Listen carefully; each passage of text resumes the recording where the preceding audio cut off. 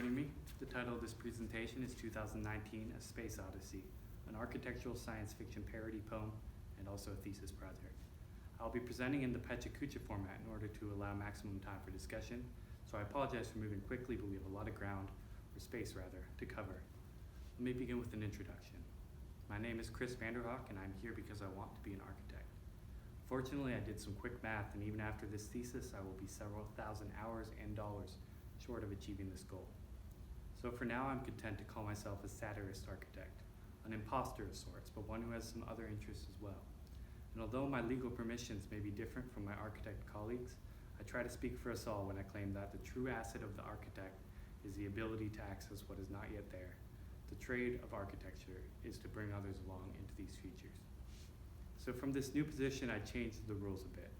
Using traditional architecture licensure as a model, I retained their categories while redefining the definitions and outcomes to facilitate the explorations of this project, to allow, by the end, completion of this project to fulfill the requirements of a full parodical process. It began last spring with the formation of the Agency for Interplanetary Architecture Inquiry, and if you would like to know more about us, I will direct you to our website where you'll be able to watch a film explaining our mission and purpose, as well as our guidelines, and our Instagram, which shares frequent updates from our work.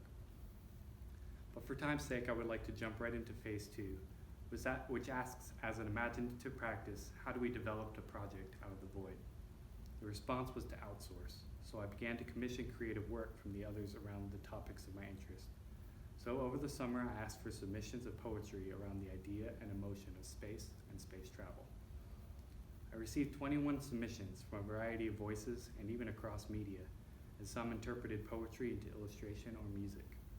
The reason I asked for poetry was I felt like it was a way to get others to produce quick architecture. Like buildings, poetry contains program in its content, aesthetics in its language, and structure in its, structure. So I was able to quickly collect 21 precedent works of space architecture. The other primary exercise I conducted in phase 2 was to run a collaborative serial world building exercise with some of my peers. Based on the game Dungeons & Dragons, I mediated a game which asked the participants to play versions of themselves 12 years in the future, set to a Martian city to investigate a mystery. Through prompts and conversation and gameplay, I encouraged the characters to help illuminate details and desires about the environment and recorded it for research. This incoming recorded content became the foundation of a new piece of outgoing work in the form of the AI and podcast. I supplement sequential snippets of the recorded game with interviews conducted with voices directly or tangentially connected to my project. The conversations allow me to continue to benefit by implicating others' expertise into my project and are shared publicly for anyone else who may wish to benefit as well. Conversations to date include a discussion with the director on the AIAIA on the organization's use of parody as a point of access for new design thinking, with Dayton Clark on the potential of Dungeons & Dragons as placemaking device as both player and game runner, and with Marshall Frimith on the impact of sound and music on our perceptions of time and space. With a growing collection of creative source work available to me, it was time to begin analyzing it into a design project. The first thing I wanted to try to do was channel the energy from the quick architecture projects I had asked others to produce into my own personal creative process. So I began to create responsive collages.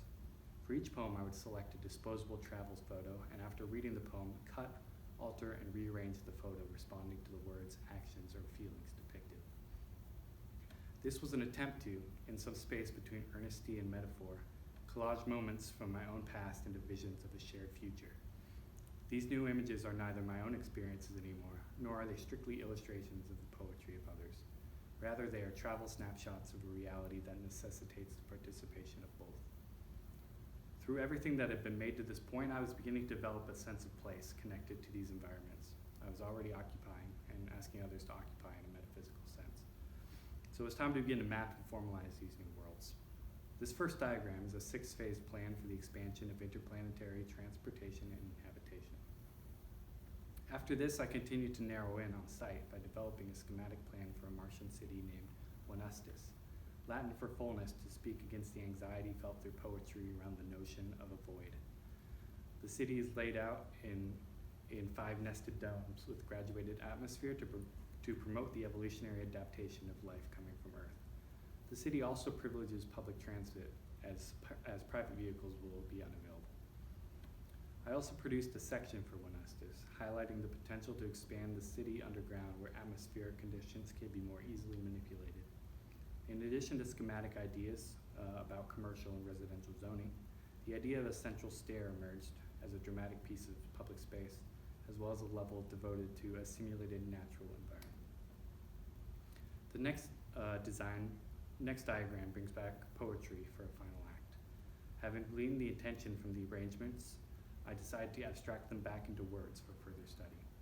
A word cloud seemed an obvious, if limited, way to weigh the words in relativity, so I opted instead for a word supernova, pulling the poems into a collapsing star to begin to make new connections and associations. A supernova is a mysterious and unpredictable event. At its peak, the luminosity can be equal to that of an entire galaxy before fading over weeks and months. This process is called runaway nuclear fission, and one of three outcomes can occur. Either the star is completely destroyed, or it produces a black hole or neutron star. From the center of this catastrophic collapse, a new system emerges. A system of moments orbiting around a timeless center that demand the intentional attention of design. These are the opportunities that will take the project into its next chapter. Each of these opportunities is translated into a specific investigation which will be performed, recorded, and reported on at another event to be held here in just over a month. If this seems open-ended, that is simply because the outcomes are not yet determined. This has always been an agency of inquiry, and we look forward to sharing discoveries instead of solutions. Reverse supernova. Big ideas make me feel small, like my place in the universe, like Pluto, no, smaller, imperceptible, like a speck of red dust on a red planet, smaller, even like my own body in infinity, both impossible to perceive and impossible not to. Yet this statistically negligible frame contains an unquantifiable mind with an immeasurable capacity for everything that ever was.